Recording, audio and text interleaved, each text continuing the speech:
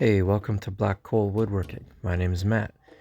Today my focus is going to be on small lids, how I make them, and how I fit them to a bowl. The piece here you see is about 23 millimeters thick. That's just about an inch, a little bit under. I first made sure I wasn't going to go through the piece before I drilled it for real.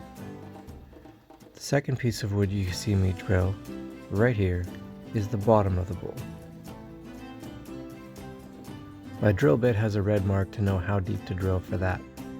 I always start with the bottom of the bowl, clumsy me, but I don't need all that thread space to mount this blank securely, so I use a spacer. As the bowl turns, it actually tightens more, so this makes it a little bit easier to get off later. The next step for me is flattening the bottom. You're going to see me make a whole bowl and lid here, because there's a very specific sequence of events that need to follow. So for example, I start with the bottom of the bowl, because it's easier to start there and then fit the lid to that. In order for me to mount the blank on the other side to hollow out the bowl, I need to create a recess to mount to the jaws of the chuck. And so I'm doing that with a parting tool and a small spindle gouge. I really don't want to make that recess very deep at all.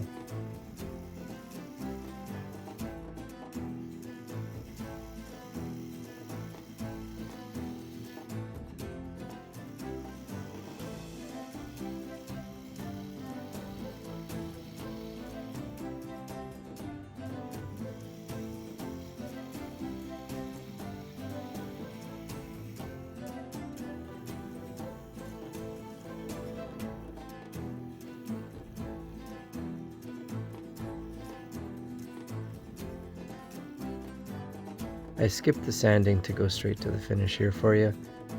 This is a walnut oil and beeswax mixture.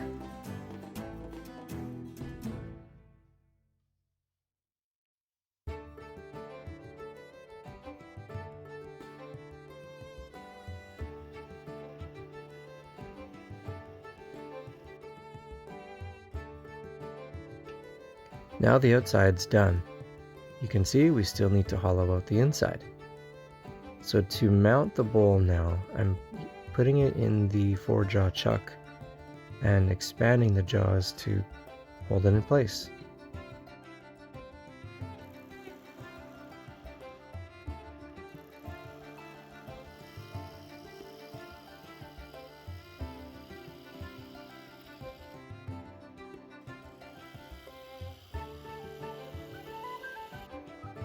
Here I'm using a pointy tool to create a recess in the top of the bowl for the lid to sit in. This recess is about 2 millimeters deep, or about a 1/16 of an inch.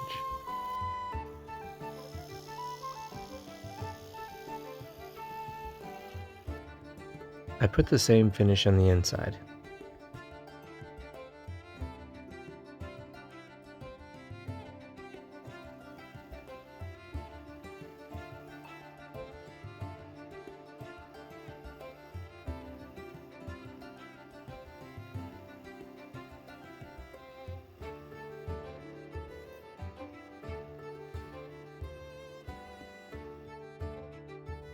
Now the bowl is done. Out of curiosity, I wanted to measure the recess that I'd made for the jaws of the chuck. Turns out that is 1.77 millimeters, or under a 1/16 of an inch. To mount the lid, I have to use a spacer again because the screw chuck will actually stick right through. I'm trying to use the least amount of screw chuck possible.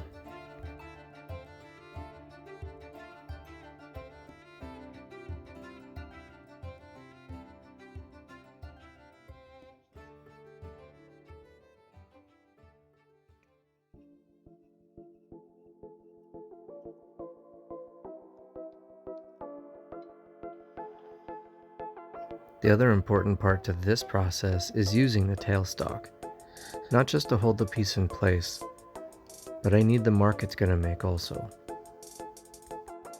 To make sure I get the right size lid, I use my calipers to measure the inside of that recess and transfer the mark over to the lid that I'm about to make.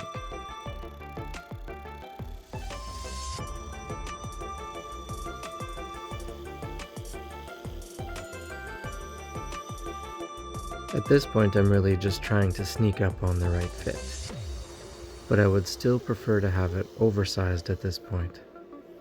In one of the next steps, you'll see that I have a much better way to make that lid fit exactly the way I want to. Now I'm shaping the lid. You'll see here shortly that I don't actually finish the top of the lid in this position. My goal is to bring down the outer diameter just enough so that I can create another recess for the jaws of the chuck to grab onto. That way I can turn it around and finish the bottom.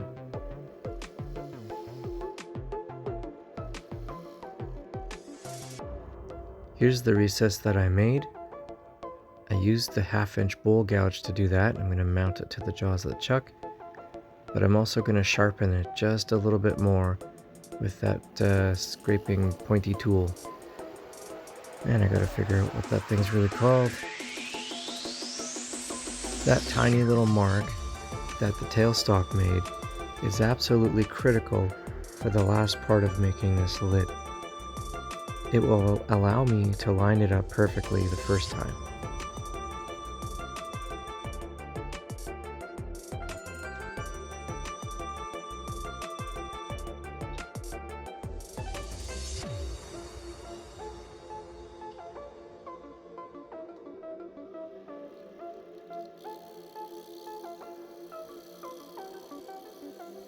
I'm using a round nose scraper and a small spindle gouge to finish off the bottom of the lid.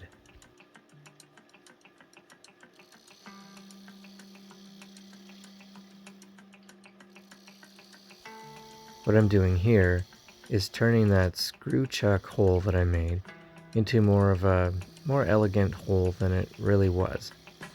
I'm taking out all the threads and I'm sort of angling the bottom of the lid to meet the point in the very middle.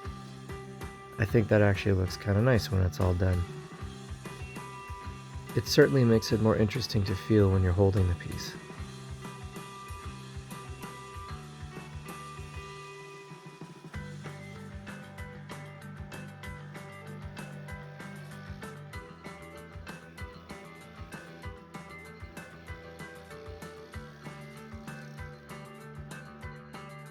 With the lid reverse mounted like this, it really gives me a good opportunity to sneak up to that perfect fit that I'm looking for.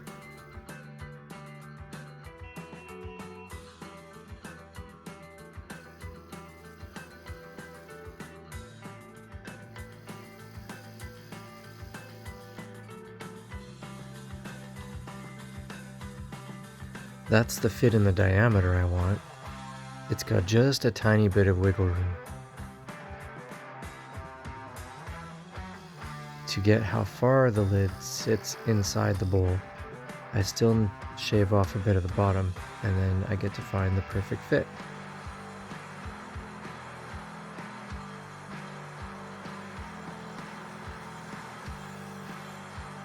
Now that I've got my dimensions right, I can finish off the inside of that lid completely.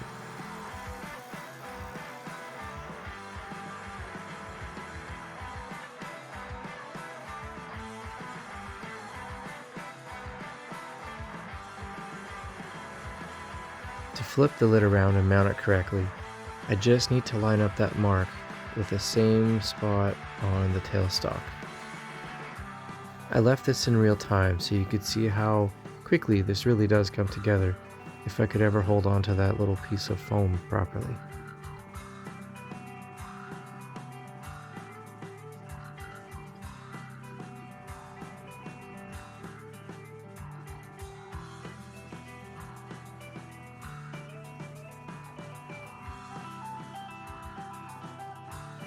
A quick spin check and it's great. I'm using the 1/2-inch bowl gouge here to take away more material so that I can finish the outer shape for that lid.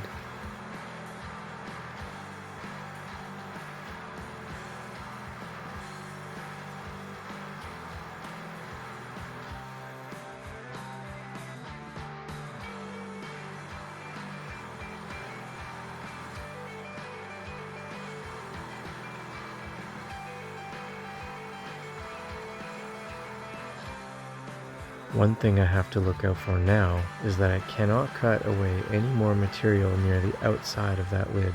I have to feather that in.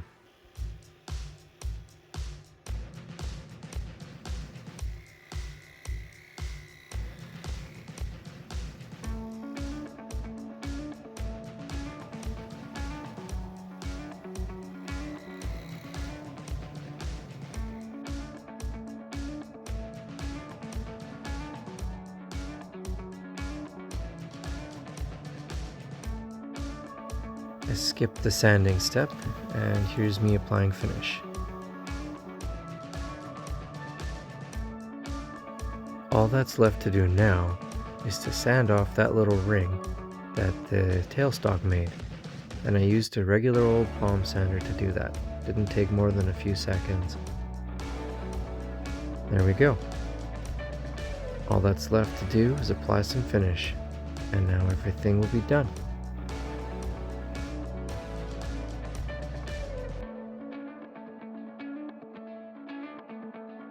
Voila, we made a boat. Thanks to my 5-year-old daughter for jumping in there to help with the voiceover. If you like this video, please throw me a comment. If I've earned it, please consider subscribing. Give me a thumbs up. Thanks guys so much for watching.